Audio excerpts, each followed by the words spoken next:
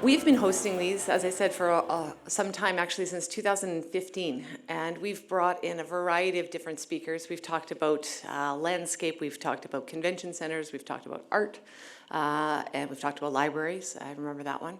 And so it's been an interesting conversation that's been ongoing, and bringing in a diverse group of people that are interested in how to city build and kind of expanding on all of our thinking on how to approach city building. So today is a really interesting topic, and it was started really by an email. Well, started first by a conversation between Sarah Meillleur and Tommi Laitio, and then an email to me saying, hey, we should bring this guy to Calgary. This is a conversation we should have here. So like all good ideas, they do tend to have legs, and here we are today. But we're talking, CMLC does most of our work through partnerships. We can't have, I think we're 37 staff right now, many of whom are here today, and it's actually an important point. We have an amazing team at CMLC, as does Sarah have an amazing team at CPL, as does Thom at the Downtown Strategy. And so all of us are here talking about all of our respective roles, but none of it really happens without the entire team pulling together. And that it extends also to all of our partnerships. With this project that we're sitting in today, this was a partnership with Calgary Public Library and the City of Calgary and CMLC. The work we're doing in Arts Commons is Arts Commons, the city, CMLC, and now Olympic Plaza engages even more Calgarians in that discussion. So partnerships become foundational to our success and actually the process. And they're very different partnerships, different goals, aspirations. But typically there's a lot of commonality, and that's what's kind of interesting, and I'm curious to see with Tommi kind of where the discussion goes about how you drive those goals to success, and what does success look like between all of the different partnerships. So in bringing Tommi here, it was important for us to extend that conversation. CMLC has been working on East Village, as you know, and as you're sitting in, for quite some time, and we're focused also on the Calgary Culture and Entertainment District, with the new convention center opening next year. Those who haven't seen it have had their eyes closed along McLeod Trail when you're driving. It's very large, it's looking fantastic. Another fantastic partnership with Calgary Stampede. So for now, for our keynote. As the inaugural Bloomberg Public Innovation Fellow at Johns Hopkins University, Tommi is taking 20 years of combined experience as a journalist, researcher, and cultural executive to research how cities lead and enable partnerships in the development of parks, trails, and public libraries. I, for one, was lucky enough to have lunch with Tommi yesterday, and I wish I'd brought my notebook to take notes, because so much of what he talks about is so relevant to creating great public spaces through partnerships. So thank you, Tommi, for joining us today, and over to you.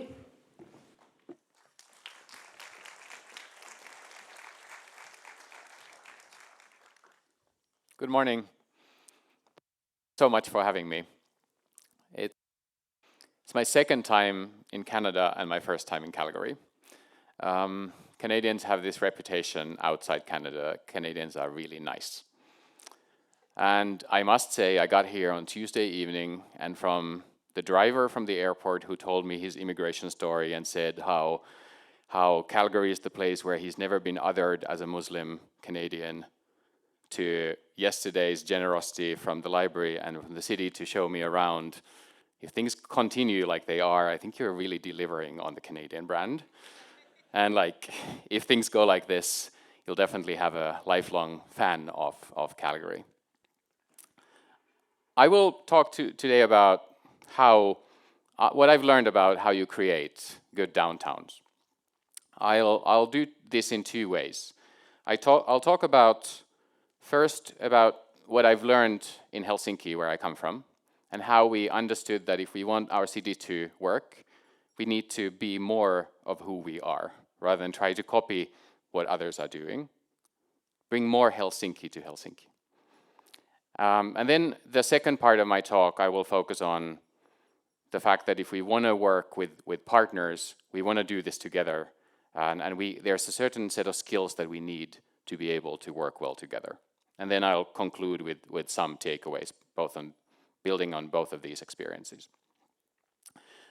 I'm wearing two hats in this talk today. I realize that I'm wearing the same clothing also as in the picture. I do have other clothing as well. So I spent a decade in the city government of Helsinki in Finland, which is the capital of the happiest country in the world.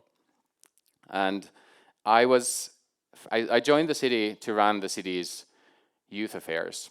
So working with young people at risk, outreach work for young people, young people's and children's after-school activities, young people's civic engagement.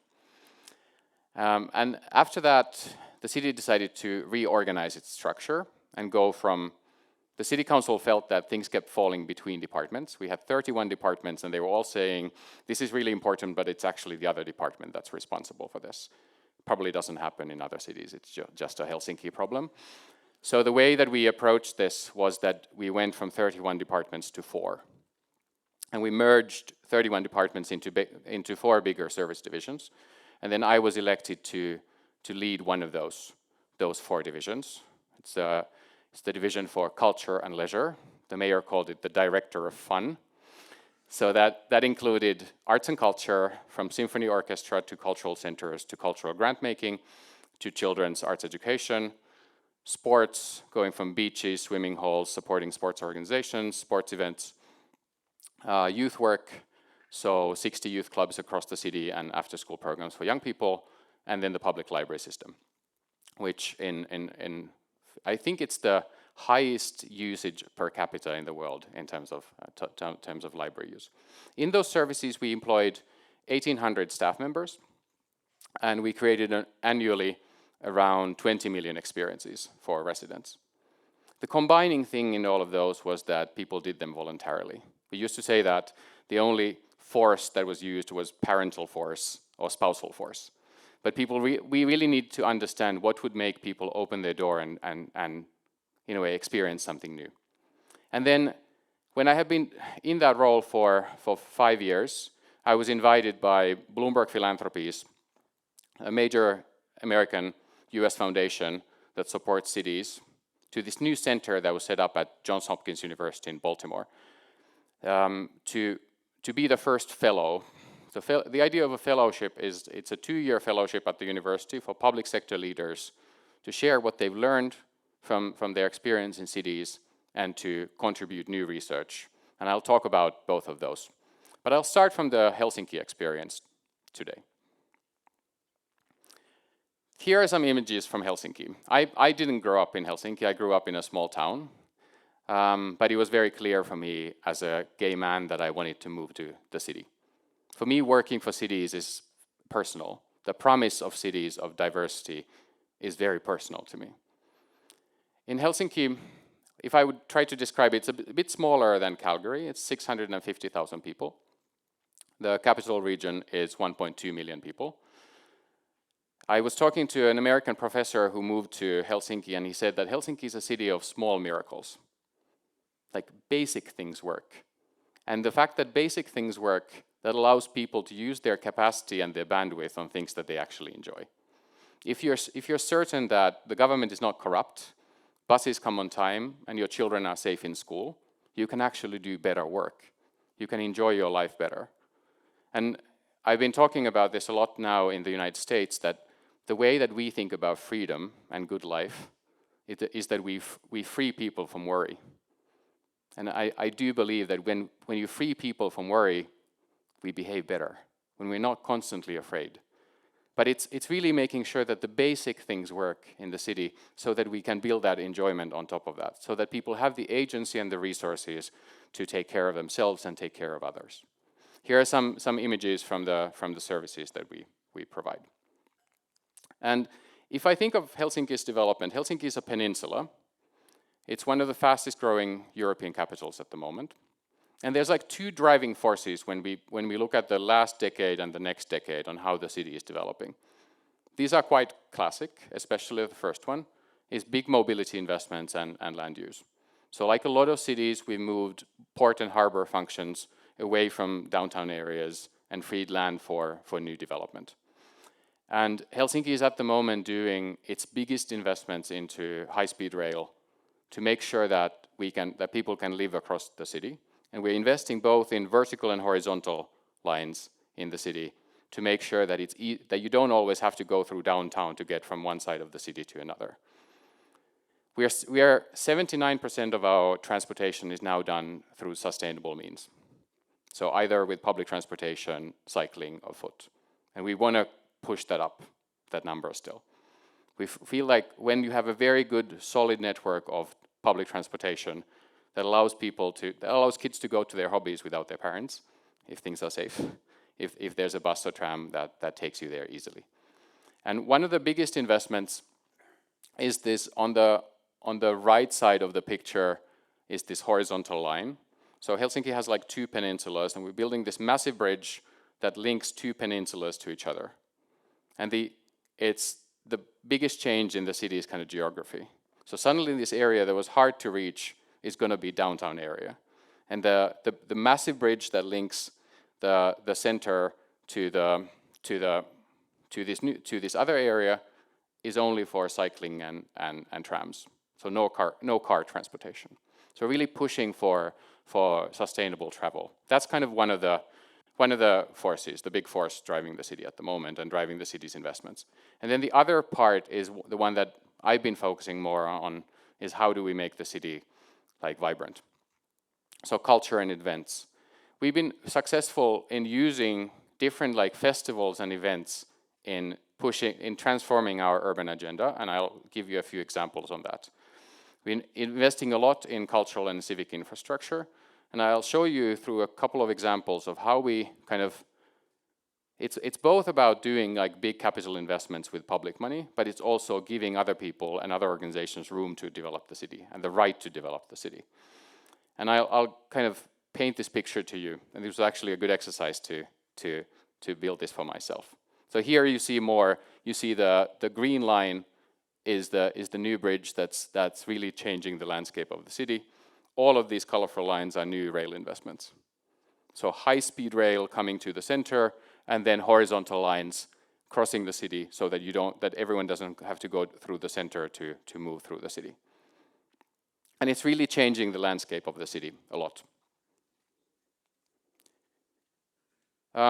The other big thing that's happening is that what I want to really emphasize is that it's not one single project that's changing the city. There's no one single capital cultural investment that's going to make the difference. And if I look at what's been happening in Helsinki over the last couple of months, last couple of years, is that these are both public investments and private investments. So going from building a new passenger terminal for people to go to Tallinn, to investing in new saunas. We are a big sauna culture, which are mostly private investments on the coast of Helsinki, so that people can enjoy that urban life.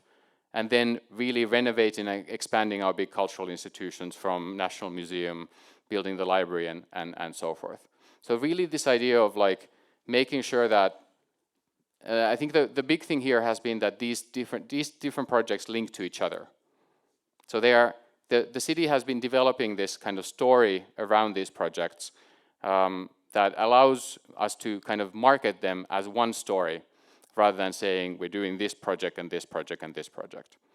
And if I think of the last kind of couple of decades, some of the really key moments for Helsinki has been that in 2000 we were the European capital of culture. European Union chooses one city every year for that. And that year was really instrumental for us to push for like more urban culture and urban change. And really the city like being more permissive in the way that it allows people to do things in the city.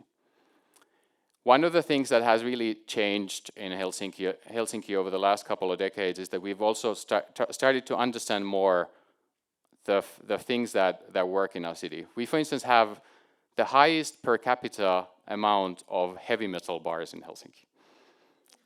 And for a long time, it took the city a lot of time to understand that this is something that we should be proud of. Because it's not usually the place where mayors and city council members or leading civil servants would go. But understanding that we have this like dark black festival that's like the safest event that happens in the city every year during the same weekend as we have Pride. And those allow us to tell the story of the city much better than we were able to do that before. One of the key moments for building more Helsinki has been, if you look at the number 12, it says National Museum of Architecture and Design. We're investing 150 million euros into a new museum for architecture and design in Helsinki. And here the key has been, the journey for this hasn't been easy.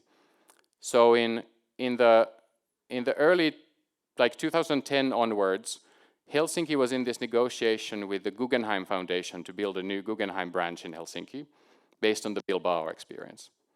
The city leadership was very excited about the project, but what actually happened in the end is that the city council ended up voting against it, saying, why would we invest our most iconic free location on a museum that's not building on our own culture?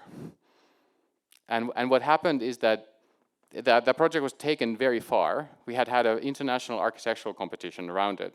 And what happened is that when that project was not approved by the city council, we're like, what should we use this space for? So really this also using these kind of difficult moments as moments of growth. And I think that's been really key for us in Helsinki, understanding that we can build on those things. The other thing was like in 2012, Helsinki was the world design capital. We have a very strong design and architectural scene. And we decided to use that year for how we can incorporate design into city making and really use using architecture and service design as tools for changing the city. And really hiring more designers and service designers to work for the city. And we have now a really, really vibrant service design and design agency culture in Helsinki of agencies that are able to work with the city. They know how public projects work. And that has only happened through those projects that we were able to do. And then I think one of the instrumental projects, of course, is I'll show it to you here, is the library that you see here on top left image. It was opened in 2018, same year as this building. And it's really become the beacon of Helsinki. It's opposite to the National Parliament. It was the most valuable vacant piece of land in the city that was used for this space that celebrates our idea that we all belong to this city. And it's magically, I think in the same way as Calgary, come this place where people have visitors in the city, they take them to the library and they say, if you want to understand who we are, this is who we are. So really understanding that rather than trying to be like Stockholm or being like Copenhagen or being like Berlin, we really build on what we have. We are a fairly dark place during the winter. We have a very strong sauna culture. We're about equality and access. We're around design and architecture. Building on those things rather than trying to copy what other cities have used for success. Understanding our assets, but it hasn't been quick. That's what I want to highlight. What's been also important is that if you look at this library project, that was opened during the same year as this project, which is an Amos Rex private art museum that's underground. And they created this public space in the city. It's basically across the street from the library. They were opening at the same time, and rather than marketing them as separate projects, we were like, let's hire an international communications firm, tell a joint story of how the city is changing and how these two projects illustrate our ambition. So that's really been kind of the way that we've been thinking over the last couple of decades and how Helsinki is thinking about its future. That we need to understand who we are and then build on that to take our city forward. So if I move back, one of the things that I want to highlight, that I talk about all this fun stuff, but the fundaments of fun is that the city is functional and safe. And our mayor used to use this phrase that Helsinki wants to be fun and functional. And while we're doing all these event things in Helsinki, we were at the same time making sure that our collaboration with the police works really well. Because it's close to impossible to create a vibrant downtown if people don't feel safe. And over the last decades, we've actually been able to drive safety, people's experience of safety of downtown up through, and I think the really strong collaboration between the city and the police is not part of the city in Finland, has been instrumental for this. And one of the examples of this was in 2018. During the summer, I was the designated survivor at City Hall. Everyone else was on vacation, pretty much. So I was the acting city manager through July, and we had this conversation that nothing really happens during those weeks. Well, what happened is that the U.S. president and the Russian president decided to meet on a 2-week notice in Helsinki. And I don't know if U.S. presidents have visited your cities, but that's a major operation. But what we actually did is that we didn't call people back from their country homes. And we said, we can run this because we have systems in place. And what was wonderful in this exercise, where the city worked with the police and the national government, that we were able to hold on to our values while making sure that this political meeting, with a lot of controversy around it, was able to run smoothly. And what you can see in these comments from American journalists who are like, we haven't been to cities where things work this well. And that's been kind of one of our marketing issues also around events production, that we are safe where things work. But then we can also build that culture and vibrancy on top of that. And you know, like when they were driving into the city, you see here on the bottom left picture, our biggest newspaper used the biggest billboard in the city to put out this Mr. President, welcome to the land of free press. And we wanted to make sure as the city that the demonstrators got as close as possible to the meeting so that they could be heard. The police also supported that work while making sure that the meeting was able to run smoothly. And I think it's important when we think about vibrancy of downtowns that we're able to balance these both messages. And that the fun people support the functional people and the functional people support the fun people. To kind of wrap up this story of Helsinki, one of the things that really stuck with me, I'm thinking about what's important when we think about city. That sometimes when you work in these cultural fields, you run into Maslow's hierarchy of needs used as an argument, saying we need to do basic things first. First things first, and when all of that is done, then we can focus on higher needs like arts and culture. And I don't know if you've seen this graph, which is this pyramid by Maslow. It's actually not by Maslow. It's done by a management consultant. And it's used to explain Maslow's theory, which is so out of touch with what he actually wrote. It's used to justify policies where you don't focus on vibrancy and livability, but say, let's do basic things let's do basic things first, and then we can think about other things if we have money. And this American psychologist, Barry Kaufman, wrote this new book a couple of years ago, where he read all Abraham Maslow's work and all his diaries and redrew his theory. And I think this works really well when we think about vibrancy of downtowns and development of downtowns. That we have needs that keep us afloat, and we have needs, using Disney language, that bring the wind beneath our wings. Understanding that we have needs for security and we have needs for growth. So security needs are the ones that keep us afloat. Safety, connection, self-esteem. If we don't have those, we feel like we're drowning. But it's not enough to be floating if you don't feel like your life is going anywhere. So then you have the growth needs, exploration, love, purpose. But it's very difficult to focus on do those if you feel like you're drowning. Going back to the freedom from worry. But we need both of these, and I think the instrumental thing for cities to work is that these two forces respect each other and work together. And the wins and the challenges are shared between the functional people and the fun people, if you may. So kind of based on this experience from Helsinki, I was invited to this fellowship and wanted to really, thought what I want to use this 2 years on, like what the research is that I want to do. And I really wanted to focus on partnerships that Kate highlighted already. We know that if we work with partners, we have a very proven, academically proven potential for better public spending. We can do things faster, we can do things with higher design quality, we can do them with more community equipment, community commitment, but that doesn't happen automatically. And my concern is that what triggered me into this work is that if we don't focus on how you do partnerships, You might get good results, but it might deteriorate people's trust in government. There's this difficult word, especially for a non-English speaker, legitimacy, which is acceptance of power being used over us. A functioning government needs people to support its use of power.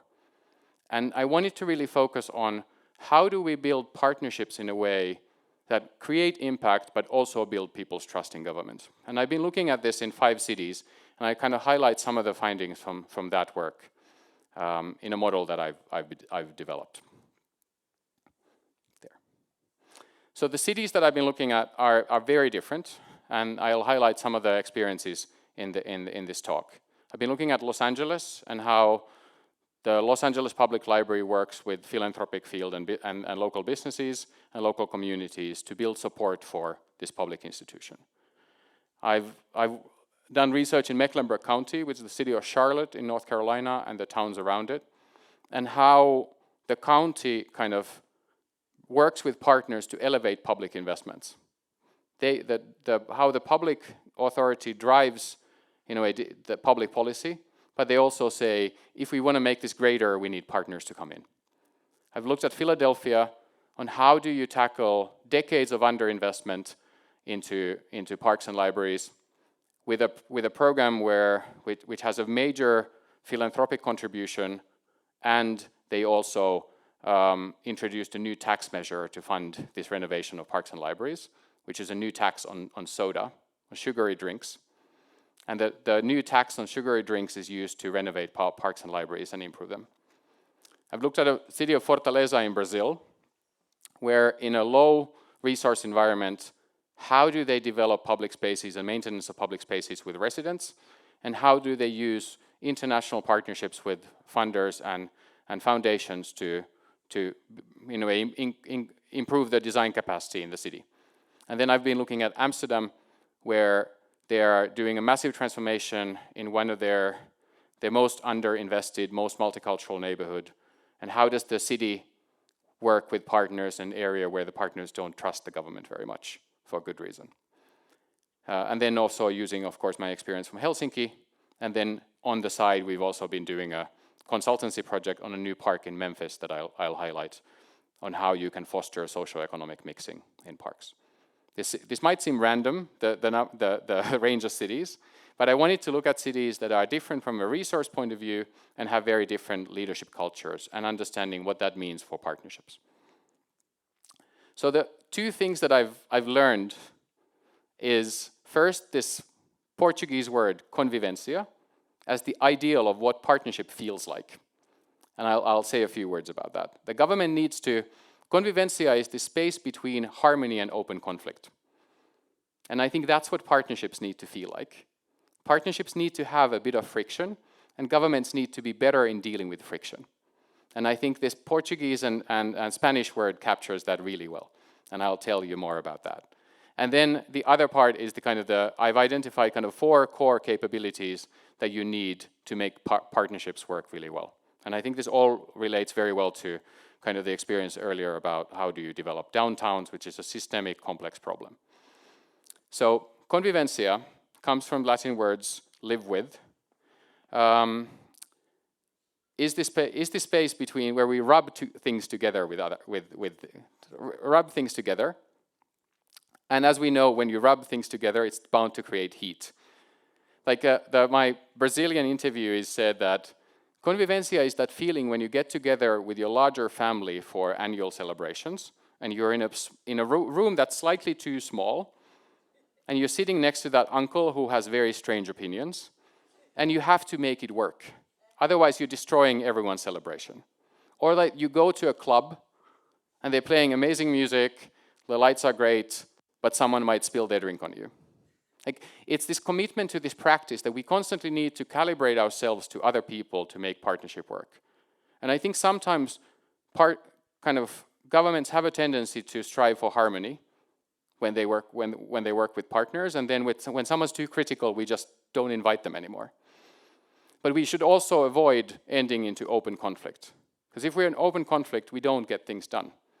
And committing to this constant practice That we need to constantly be calibrating ourselves to the behavior of others to be able to make this partnership work is, I think, the beauty of partnerships. And they need to be built on friction rather than being surprised when we actually disagree. And I would go as far as saying that if you're working with partners and there's no friction, you probably ruled some people out. If you don't have disagreements between the parties that are trying to do something complicated, you don't have all the right people in the room. And there's this British research where they identified 5 core skills for convivencia. And I love this because it's not very difficult, but it needs to be intentional. And I think our policies and practices need to be built on this idea that we practice these skills constantly, and we create in our organizations, we create practices for us to become every day better in this. So these are simple. Convivencia skills are, the first one is that you're attentive and curious without judgment. You pay attention to what happens around you without judgment. Second is that you communicate that you don't care just for your own institution's future, but you're committed to the whole city's well-being. And you say that out loud. And you're able to understand that as a local government, your resources are very different than the local nonprofit. And you demonstrate that you understand that we have different resources, but you communicate that you are committed to the well-being of your entire community, not just City Hall. Third one is worldliness, which I think we're to some extent doing today. Learning from other places, linking to other places, seeing what others are doing, and understanding that you have more opportunities than that you see immediately around you. Fourth one, my favorite and the most difficult, aversion to the pleasures of hating. Understanding that hating is extremely attractive as an emotion. Hating makes us feel very powerful and strong, but it's not very helpful. And especially when you're in a partnership, people are saying, you're not being honest with me, this public engagement is fake, it's easy to go into the space of hating. And really like building those capacities for mediation and conflict resolution in yourself, but also in your organization. And then the last one, the image looks intentionally like an IKEA kind of guide for building a cabinet, that you focus on creating practical things with others while recognizing that the world is not perfect.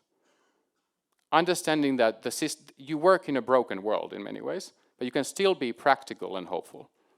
And I would say that if your organization intentionally practices these 5 skills, you're a much better partner. You're so much better in partnerships when you build on this idea that this is supposed to be a bit of a back and forth, rather than trying to force it into a streamlined process and being surprised when everything doesn't go as planned. So building on this idea that we need to build our practices on friction, I want to highlight kind of 4 skills that I see in the research through concrete examples on how you do this. So when we think about why we get into partnerships, I think it's quite simple usually. We want to promote the health and well-being of our residents, we want to push for equity, we want to push for economic development, and more we want to push for sustainable development. Those are like what I see for instance, in the case studies, why they are in partnerships. Those are simple. But the thing that I want to really highlight here is that we need to, for the legitimacy part, we need to put more attention on how we build partnerships so that the process seems fair. What I see in my case study is that actually disagreements and conflicts don't usually come down to factual disagreements, but they come down to lack of recognition.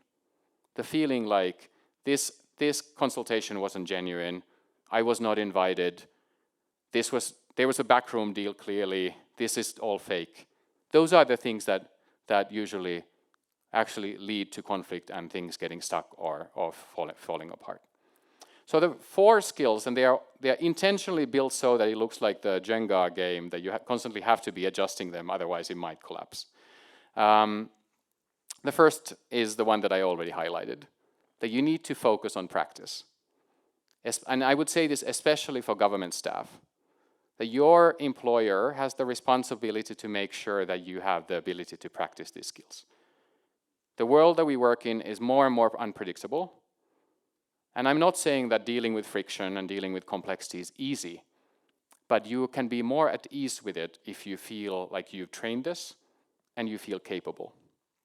And I think if you invest in that practice, you can build a more collaborative culture in your organization. You can build a culture where people say, I did my best, but it happened what happened. Or saying, I need your help in this, I can't handle this situation alone. I think it's a way to build a culture where people are more satisfied and you have a stronger staff retention. And you're able to push both the equity and safety of staff, but also residents. When your staff is more skilled in taking care of, handling and navigating friction. And a good example of this is the Central Library in Helsinki. It's called Oodi.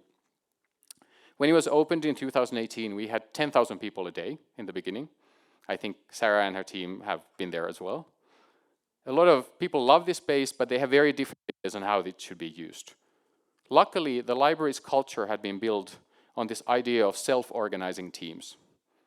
So the idea is that teams make decisions, managers don't make decisions. The role of managers is to help the teams make decisions, and they had practiced it a lot before the building opened. So that meant that when you had unpredictable situations, you were like, I can handle this, I have agency, I can turn to my colleagues and we can think about how to solve this, rather than saying, where's the manual where the manager has written, or saying, I need to go to my manager and ask for help. But really understanding that it's daily practice in unpredictable situations to be able to deal with complexity, and it can still be fun. All the librarians in Helsinki don't want to work in Oodi, in the Central Library, because it's quite hectic. But the ones who work there really love it, because it's hectic. And it changes every day. The second skill that I would highlight is the ability to convene with partners and convene for learning. And I would say that, going back to my point about recognition, when you're tackling something extremely difficult and something new, focus first on differences and not similarities. Focus on understanding why we think differently, why our experience is different. And I think more often, especially when you're dealing with, let's say, divisive issues, it would make sense to use brokers, liaisons, mediators in these processes, and not have the local government run that situation. Often community foundations, non-profits can play that role of saying, let's make sure that everyone is heard here. I think what the government is trying to say is this and this. What these people are trying to say is this and this. But really focusing, at least in the Finnish culture, we have a tendency to go very quickly into I think we all agree, right? And rather than saying, let's try to understand why you think very differently about whether this area is safe. And I think that's the way that you build a better understanding of the challenge you have at hand. People feel recognized, organizations feel recognized, and most importantly, you understand the assets that they bring to the table. Some bring money, some bring regulatory power, some bring connections and trust in communities that you have difficulties reaching. And I think a wonderful example of this is the Charlotte-Mecklenburg library system, where after the 2007 housing crisis, their funding collapsed. And what happened is that the local community foundation gave a grant to the library and said, let's figure out why we need libraries in our city.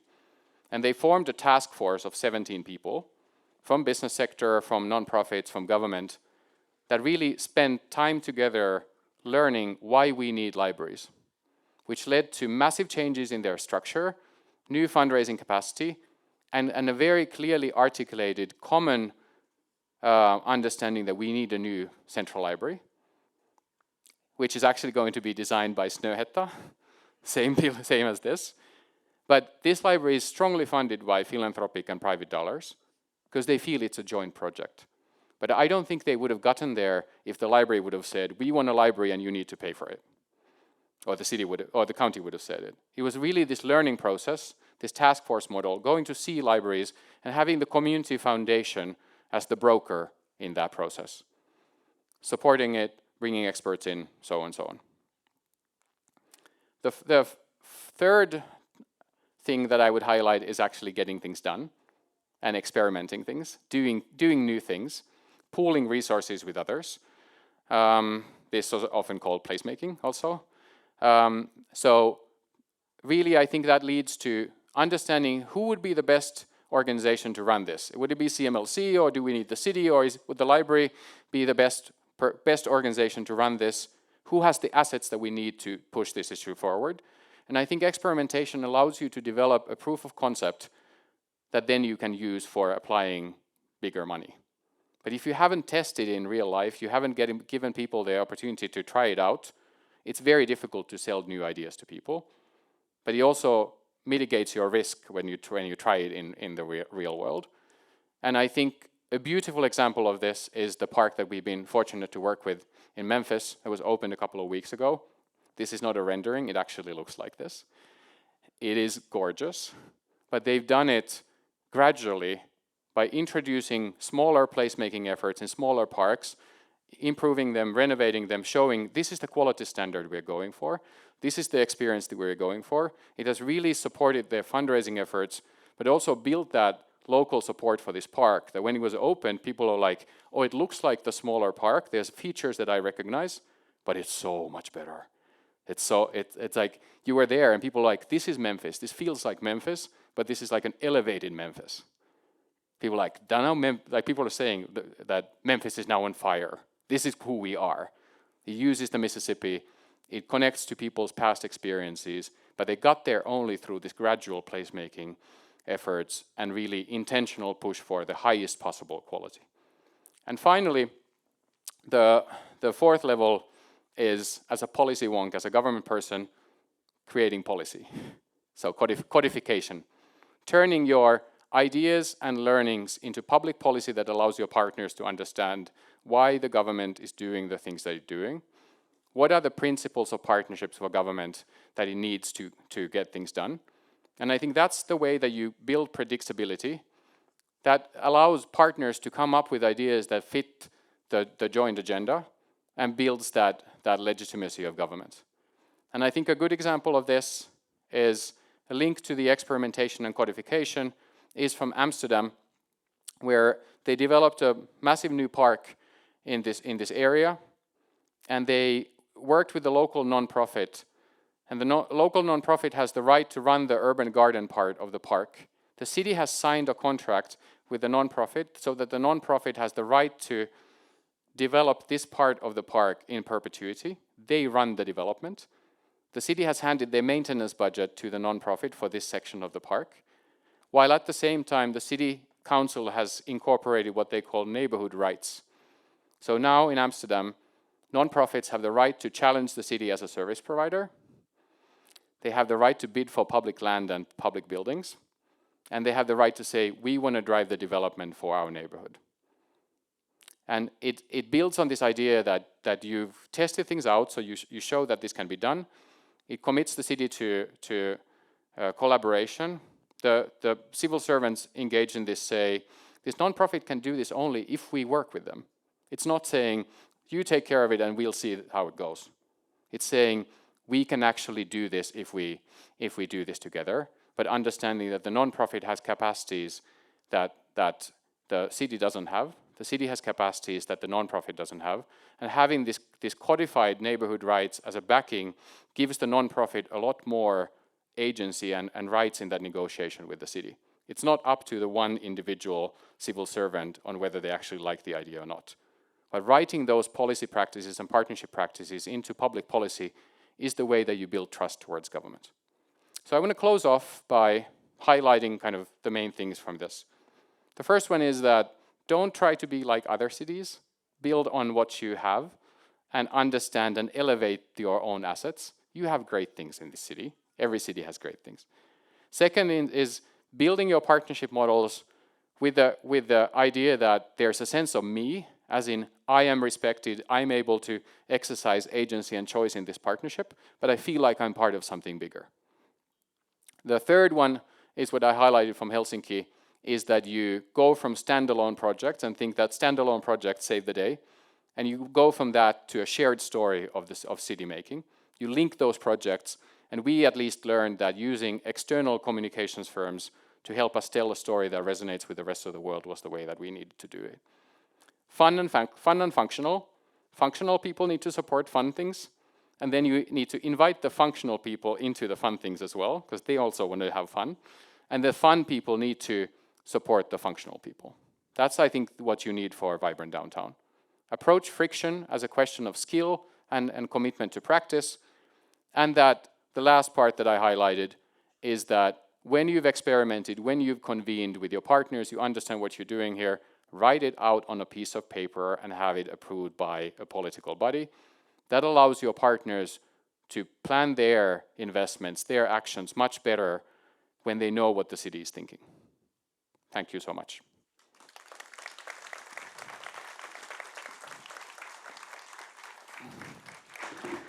Fantastic. Thanks, Tommi. I now know that I probably should be judged on my convivencia or my friction on all my projects. So adding that to my list with my board chair. So I'm going to invite you all to come up, and I'm going to introduce you as you come up. So I've already told you Thom Mahler is here. He's the director of the City of Calgary's Downtown Strategy Team. He's also from Winnipeg. And he stewards more than $200 million, which was approved by the City of Calgary in investing in our downtown and revitalizing our downtown. He has more than 30 years experience. You wouldn't tell, he looks very young. And Thom has worked in development review, urban design, planning policy, and economic development in Calgary, Ontario, and British Columbia. Welcome, Thom. We are also joined today by Sarah Meillleur, CEO and President of Calgary Public Library. A born and raised Calgarian, Sarah is enthusiastic about how public libraries transform lives and foster curiosity, innovation, and belonging, and valuable visitor experiences. Sarah has authored numerous journal articles, lectured at Harvard University, is the recipient of the Queen Elizabeth II Platinum Jubilee Medal for Outstanding Service to Family, Community, and Country, and led the design of thinking of this award-winning Calgary Library. It was a pleasure to have her on the team. Welcome, Sarah. Thank you. So, Tommi, you have been introduced already, so come take your stage. You've got your Madonna mic off, so we'll share those other mics over here and get started. Okay, and I've told both Thom and Sarah to ask questions, so it's not just me asking questions. So if you have anything that you'd like to learn, I know both Thom and Sarah spent about 3 hours each with Tommi, so I'm not sure if there's any other questions, but maybe building off of your experiences yesterday, talking together. And Tommi, the same goes for you if you have any other questions. Oh, now the sunlight's coming in. Okay, so first question is for Thom. Given your role in the downtown Calgary and revitalizing downtown, what do we do, and how do we build off this friction model and this idea of creating places together? How do we do that in our downtown? Well, it was a very inspiring talk. Thanks for the question, but Tommi, that was one of the best presentations as a civil servant involved in. That was incredibly inspiring, and I hope my colleagues from the city felt the same. I think we just have so much to learn from other cities about partnerships, how to build a great city. One of the things that for our downtown that our success that we've had so far since we had the downturn in 2014 really has been the city working in partnership with others to save our downtown or to fix it. One of the strengths we have, and I know that's a question coming up later, one of the strengths we have in the city is there is a passion for Calgarians with our downtown. Unbeknownst to some, people do love our downtown. And how do we now access all of that passion, all of that talent, and all of that creativity to land it within our public spaces and in the private spaces that we all love to experience. So one of the things I wanted to give for an example of some of the simple things that we've been doing that I think have been incredibly successful was one of the new ones is the opening of the Century Garden basketball court, which is a multi-sport. It was only a $300,000 project. My colleagues and I, we talked about it for 3 years. We just could not get that damn thing out the door. It was complicated to do. We didn't have time to do it. We all wanted to do it. So we reached out to a partner, which was the Calgary Parks Foundation, and they did it.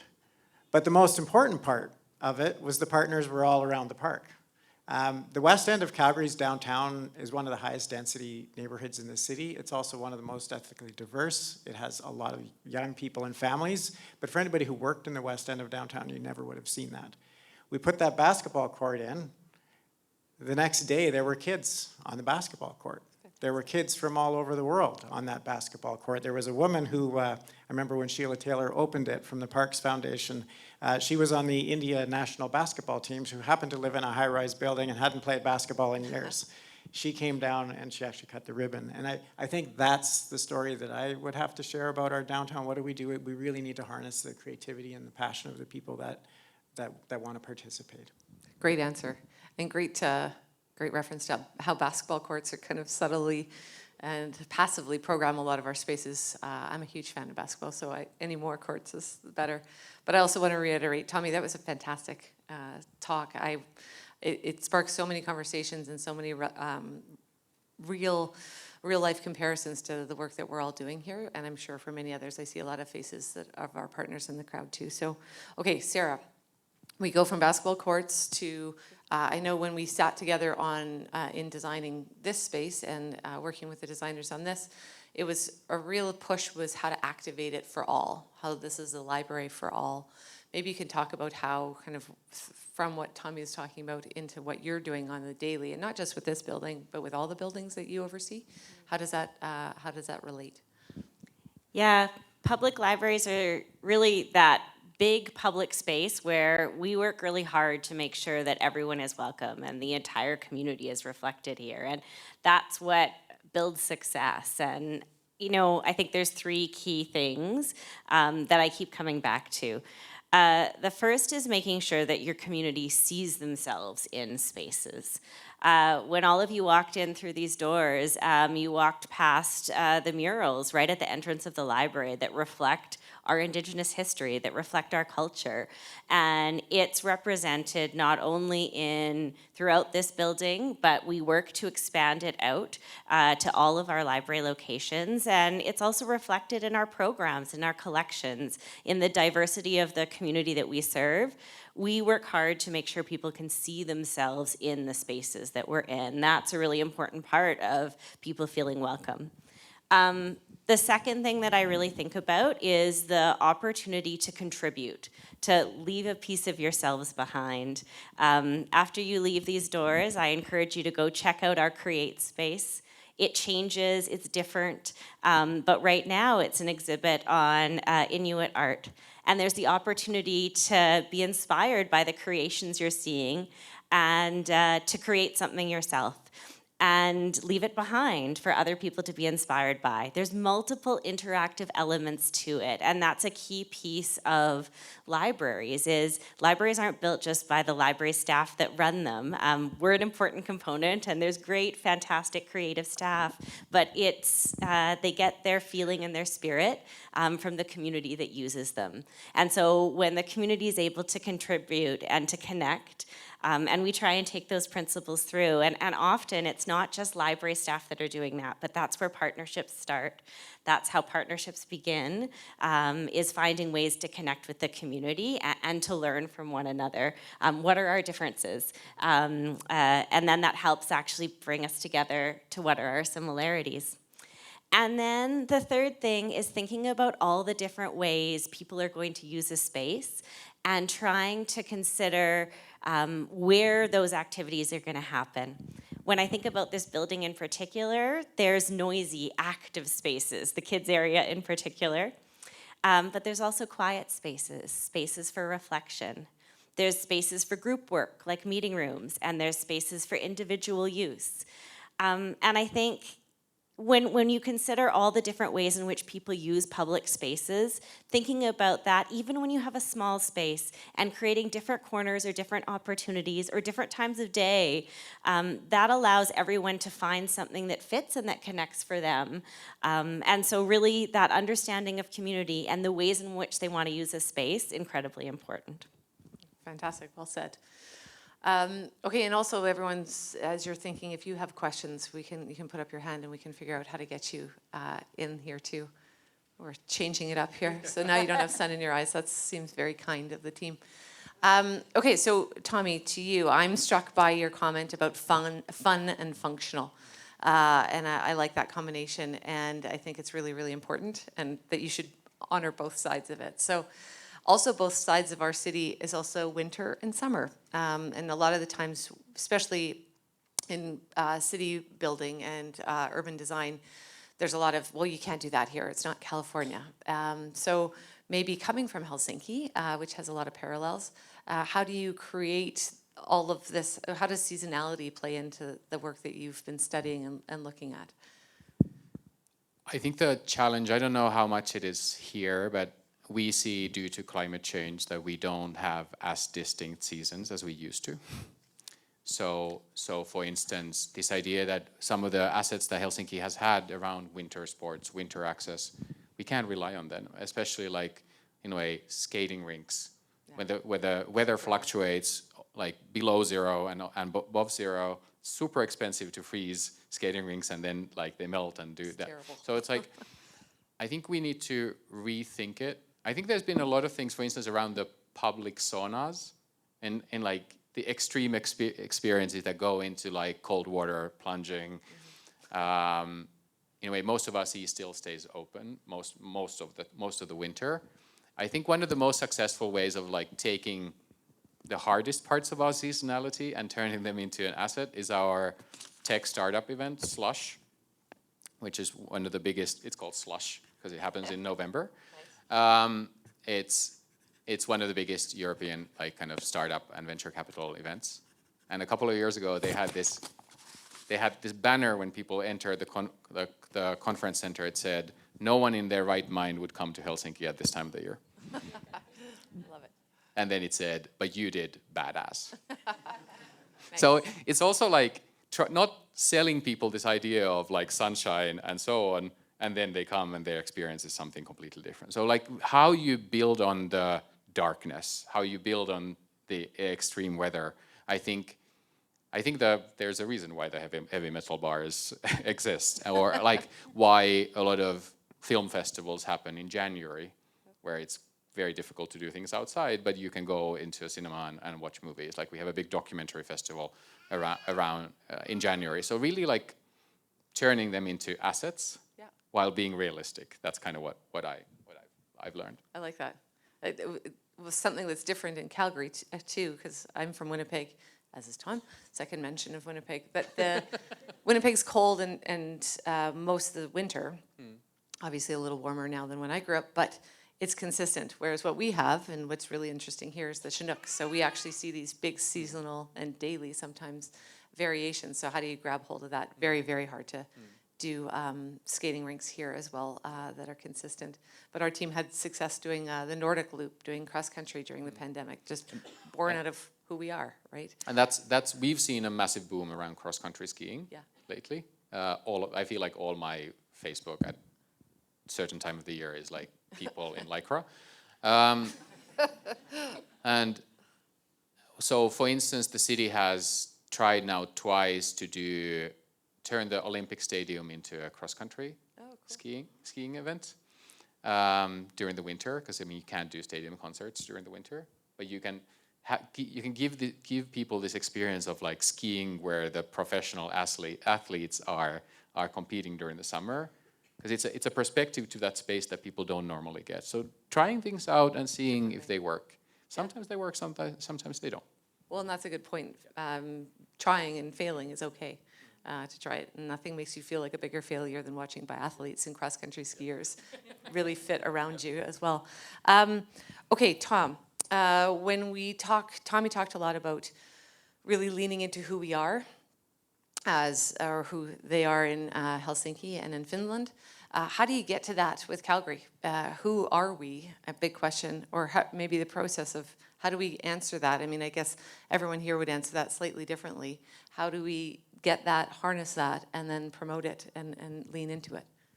Well, I think it's a great question, and the one that really struck me, it was pre-pandemic, I think, when Calgary Economic Development was doing some brand work, and a lot of the information that they got back, it was a global branding company that was doing the research. One thing that made Calgary unique was our incredibly high rates of volunteerism.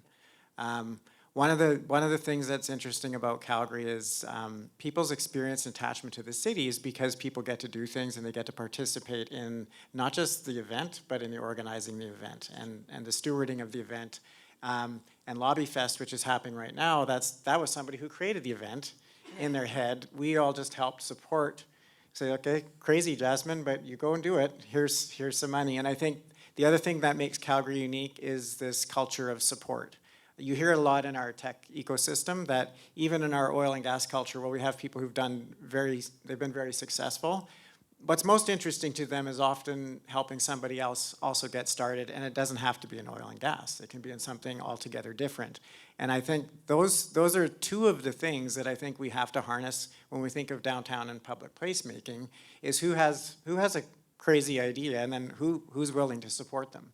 And if the city can be the agency that says, well, we can help provide some capital, we can help provide some safety and security in that, whether that's some liability insurance, whether that's some policing, whatever it might be, let's provide that. But we're not going to be the ones that control it. And so for us, I think that's where I see Calgary. I don't know if we're unique, but it's a very strong trait in our city that I think we need to leverage more as a city, particularly in our downtown. I think that's great, and that's also something we've seen at CMLC, that, you know, at the beginning, we had to seed a lot of the programs, a lot of the yoga nights by the river, but then slowly the community starts coming up with their own ideas and how they want to help out and participate, which always makes things way better.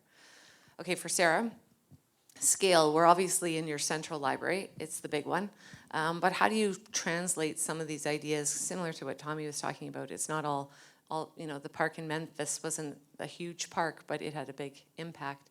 How do you scale some of the ideas that you found here throughout your system? Yeah, Calgary is a city of neighborhoods, right? And we have 21 locations all across the entire city, and soon to be more. And they're of different sizes and scales and shapes. And what I find so fascinating is understanding the uniquenesses of each of those neighborhoods and of the communities that use our libraries in really different ways, and really playing on that. A big part of this is also connecting in with big citywide events. So I think about things like Canada Day. I think about things like the upcoming day, National Day for Truth and Reconciliation, and how we can utilize our spaces across the city to reflect and to help our community learn, or to celebrate things in different ways, but at different scales. So opening locations, hosting events like Love Your Library Day, or which is upcoming in October, or Superhero Day, and having different adventures at each different library. The other piece to that is recognizing the things that work really well in different neighborhoods. So some neighborhoods, they have, you know, great teen populations. Our libraries are close to high schools and junior highs. And so we know anything that we run has to include and incorporate that in those neighborhoods. And then some are more seniors-based neighborhoods, or some areas really serve newcomers in new ways. And so it really is understanding the uniqueness of each of those, and then thinking about the big things that we're doing and how we can scale them up and down. But the biggest thing is utilizing the assets in those communities and thinking about how we can take what's successful in one place and scale it up. We talk a lot about scale at the library because we're so big and we serve the entire city. Yeah, and such a range of people. Yeah. And needs. Thanks. Okay, Tommi, for you, you talked a lot about friction or convivencia, and I'm really fascinated by that comment. And you also talked about it's not just kind of islands, we call them, you know, we don't want to create islands in the middle of nothing and no connectivity. And so a lot of time the buildings and the projects that CMLC gets to work on, we get a lot of conversations about, let's say, this library or the convention center, but the actual harder projects are the interface, the connective tissue of all of that work that sometimes people don't even notice, but they kind of feel it slightly differently. So maybe from your perspective, in terms of friction and not just focusing on the islands or the standalone projects, how do you build that into planning? Because people always get distracted by the big shiny objects. I would say that we need big shiny objects as well, but I think the thing is that those big shiny objects should be linked to the same story as all of those small things. So that, like, one of the things that stuck with me when I was doing interviews in Fortaleza in Brazil, and their library system is very different than in Global North. They have very few small city-run libraries, but most libraries are what you would call community libraries that are run by individual residents in their neighborhoods or by trade unions, churches, and so on. And what I heard from people, they were saying, like, we want to be part of public policy. We want to be recognized as part of public policy. And I think that's where I think local governments can really do better, often, in sharing credit and allowing other organizations. I think it should be the responsibility of the local government to drive public policy and drive public agenda, but it can't be arrogant. And that's why I'm talking about the need for shared experimentation and shared learning, because the use of power, which I think is the responsibility and actually the right and responsibility of local government, is only legitimate if it's built on other people thinking that you deserve that power. And I think that's where a lot of cities have work to do in how you recognize all the smaller initiatives, festivals that are often working with very limited means. And I'm not talking only about grants, but also showing up. People pay a lot of attention in like civil society and the arts on like, where does the mayor show up? Where do city councilors show up? Do they just come and open the event, or do they actually stick around? So showing that respect towards other organizations who are doing things with far smaller resources than you are, I think is something also where we in Helsinki have a lot to do. We have a very big government that's a very well-funded government, and it has the risk of being quite kind of complacent.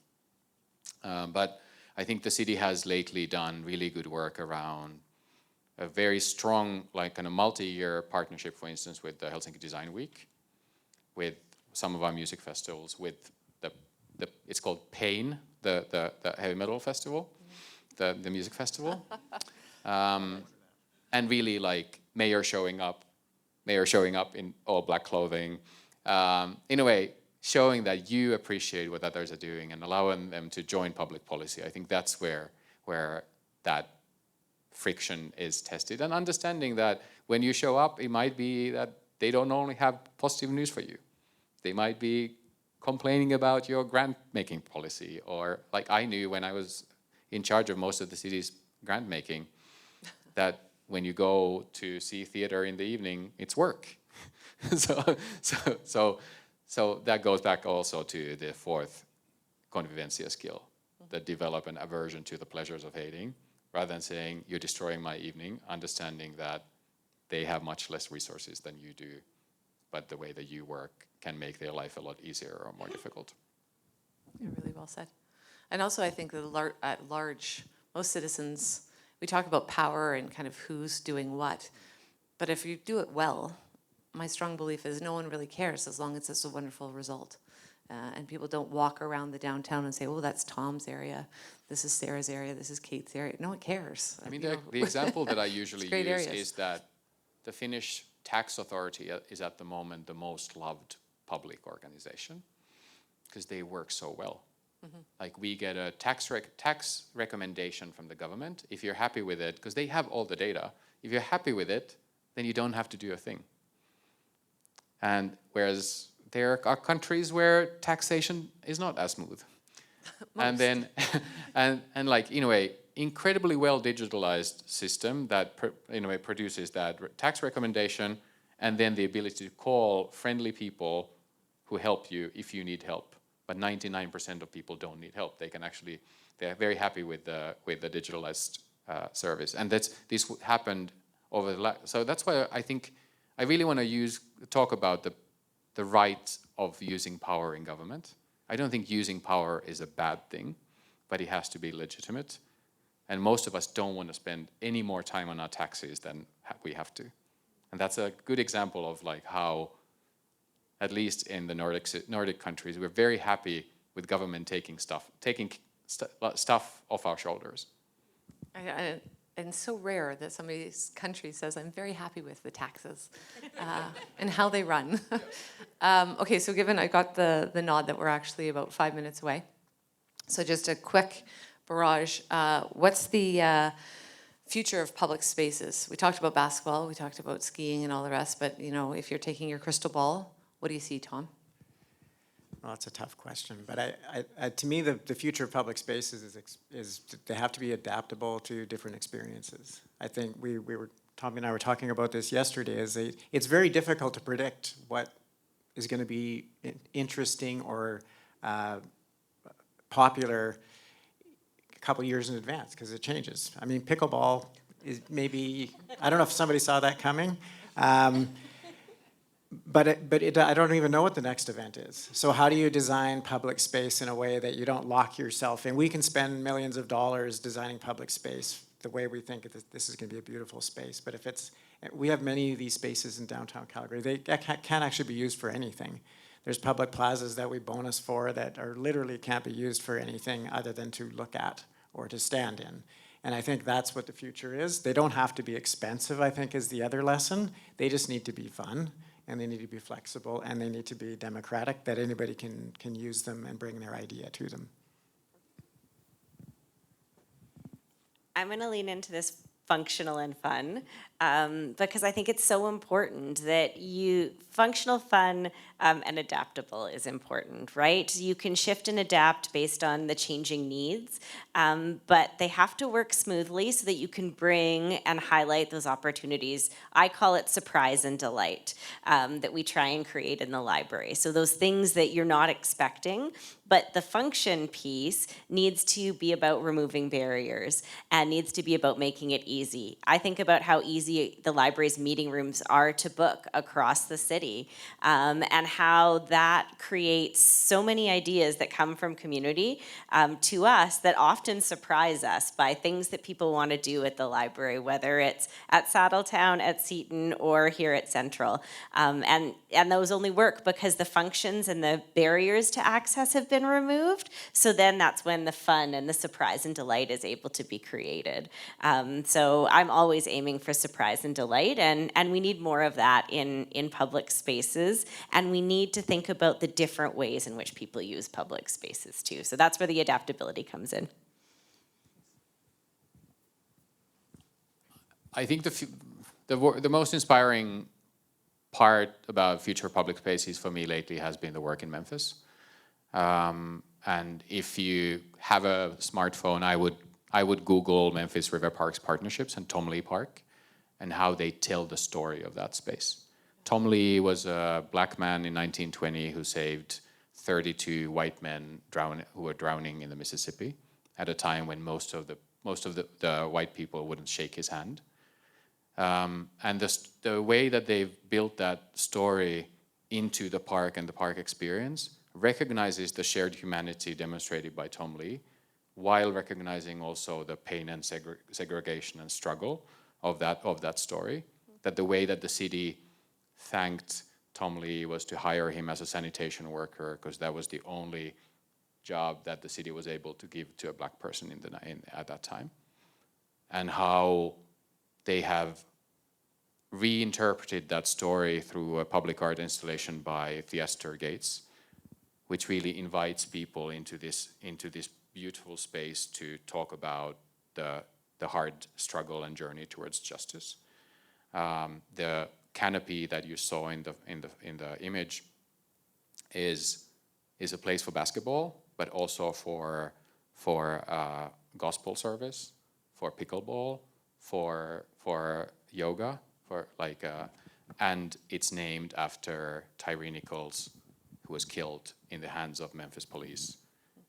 The bravery of his family when he was killed in the hands of Memphis police last year. So it's also this way of how you carry your story so that it's authentic and inclusive.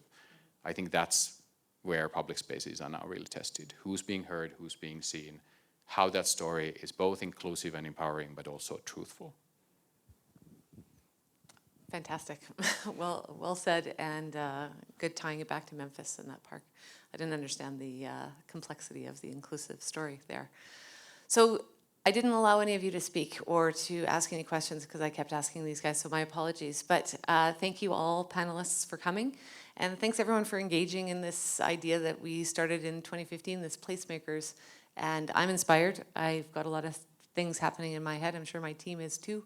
And so thank you so much for your time, and thank you everyone for joining. And this, like I said at the start, this will be on our website and YouTube channel soon. So look back there if you want to share it or come back to any nuggets that you heard today. And thank you very much.